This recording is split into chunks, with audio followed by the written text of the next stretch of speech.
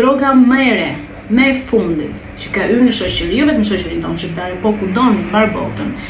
Droga e vetme që merr në një formë krejt tjetër nga çdo lloj droge tjetër nëpërmjet syrit, droga që prek tmerrësisht shumë fëmijët dhe adoleshentët mbi të gjitha, është droga ndaj ekranit.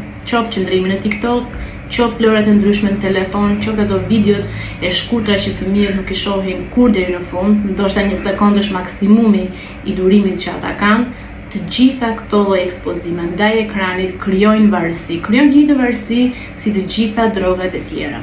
Dhe çfarë ndodh? Arrin një moment që fëmijët qëndrojnë në telefon, qëndrojnë në TikTok, jo më për kënaqësi.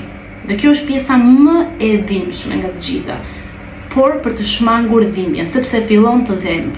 Pse fillon të dhemb? Sepse siç e thash më përpara, truri jon kërkon të na mbrojë, trupi jon gjithashtu kërkon të na mbrojë, kërkon të rikthehet në homeostaz, në balancë.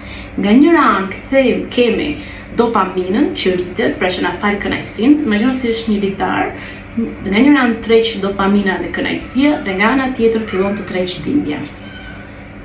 Në momentin që dhimbja ka filluar të treq nga njëra anë, ti tani kërkon të rritësh dopaminën për të mundur dhimbjen, për të mos ndjerë më dhimbjen.